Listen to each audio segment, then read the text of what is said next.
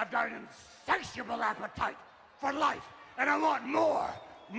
The McMahons. They're the single most important family in all of wrestling. This dynasty has been running the wrestling business for decades, and they've been pivotal in shaping the industry from the ground up.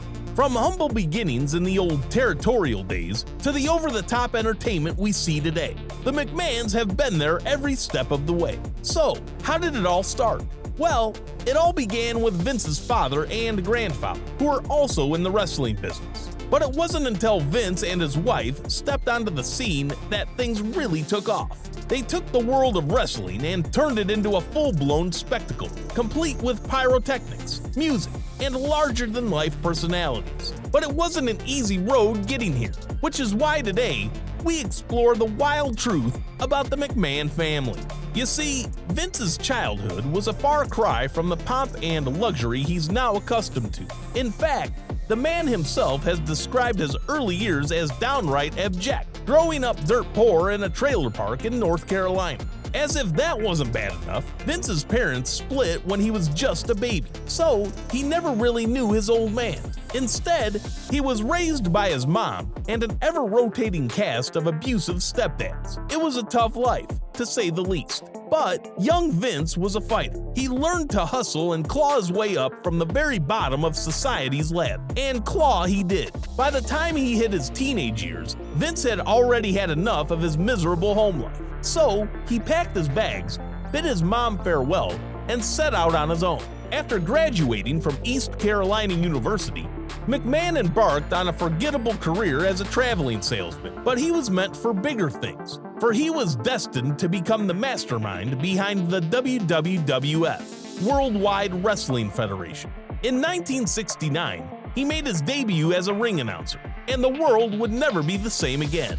With his sharp mind and relentless drive, McMahon quickly rose through the ranks and became a prominent force in his father's company. He was the driving force behind tripling the TV syndication, bringing wrestling to the masses like never before. He even convinced the greatest boxer of all time, Muhammad Ali, to step into the ring with Japanese wrestling superstar Antonio Inoki in a historic match that made headlines around the world. But McMahon was not content with just being a behind-the-scenes wizard. He wanted to be the king of the ring, the ruler of the squared circle. And so, in 1979, he pushed for the renaming of the company to the World Wrestling Federation, a name that would become synonymous with the greatest entertainment spectacle on earth.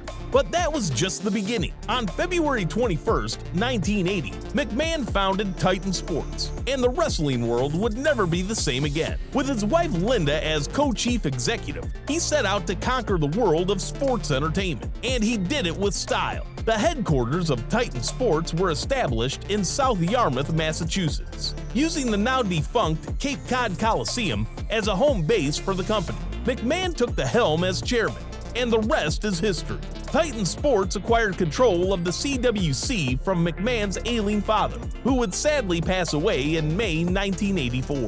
But his legacy would live on, thanks to the vision, passion, and sheer willpower of his son. When Vince McMahon bought the WWF in 1982, professional wrestling was a business dominated by regional promotions.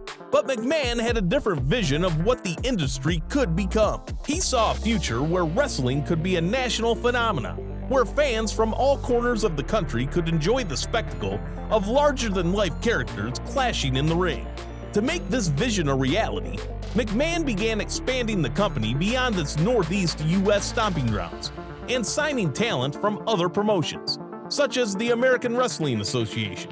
In 1984, he recruited Hulk Hogan, an electrifying new megastar, to be the face of the WWF. But McMahon was just getting started. He came up with the Rock and Wrestling Connection, a groundbreaking fusion of pop music and wrestling that brought the WWF to a national mainstream audience, thanks in large part to heavy exposure on MTV. McMahon's success in launching WrestleMania in the 1980s had a significant impact on the professional wrestling boom during the Golden Age era. He directed his storylines toward highly publicized supercards and promoted them live on pay-per-view television, which attracted a family audience and new fans who hadn't paid attention to pro wrestling before. In 1987, the WWF drew an incredible 93,173 fans to the Pontiac Silverdome for WrestleMania 3, featuring the iconic main event of Hulk Hogan versus Andre the Giant.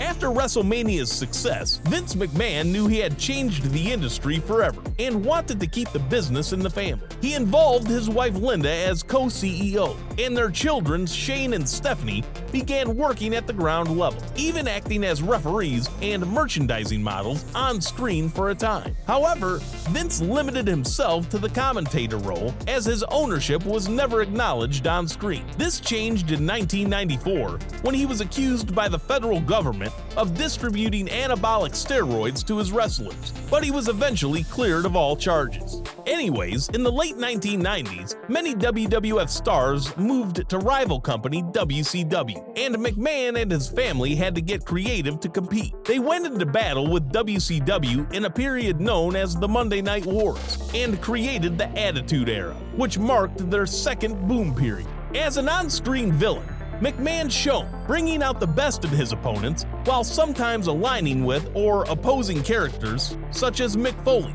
The Rock, and The Undertaker. Shane and Stephanie made their way onto TV in the late 1990s. Shane was the quintessential cocky heel with a silver spoon in his mouth, while Stephanie started off as a doe-eyed babyface before transforming into a top heel authority figure in her own right. But that's not where the family drama ended. Oh no, it was just getting started. Stephanie's turn as heel came after she aligned herself with Paul Michael Levesque, aka Triple H. The two fell in love and got married for real, spawning 3 kids. Meanwhile, Shane also tied the knot with his partner Marissa and had 3 children of his own. But don't let the happy family facade fool you. The McMahons were always feuding with each other. At one point, there was even a McMahon in every corner during the main event at WrestleMania 16. Shane eventually became a semi-regular performer in the ring, believing he could do better than his old man's weird matches against the likes of Steve Austin. He had some memorable matches against the likes of Test, The Big Show,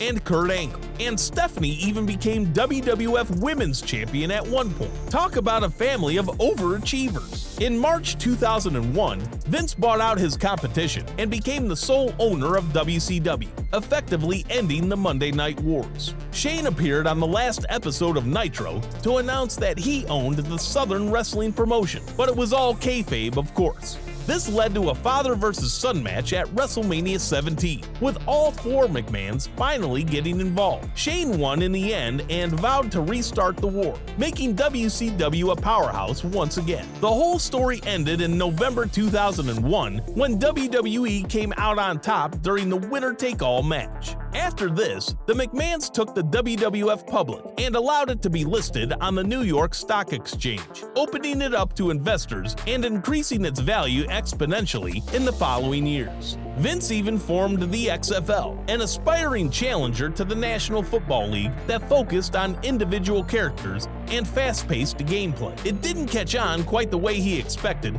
and retired after 1 season, but Vince turned his full attention back to wrestling and transformed his company into World Wrestling Entertainment, following a demand from the World Wildlife Fund. While the new WWE could never replicate the mainstream success of the Attitude Era, it became increasingly profitable every year. Stephanie became the general manager of SmackDown and the show's head writer, while Triple H became arguably the biggest name in the company after Steve Austin and The Rock left.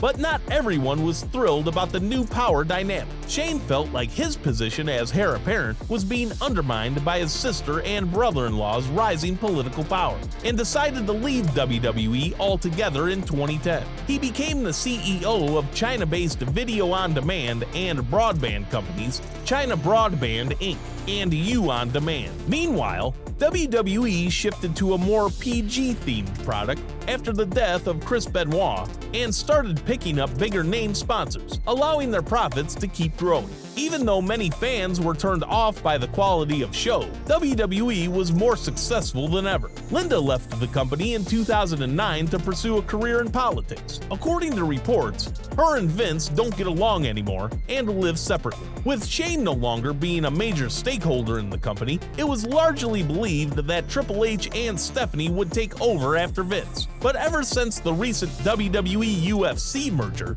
who knows what's going on? However, if this video is anything to go by, the McMahons always come out on top.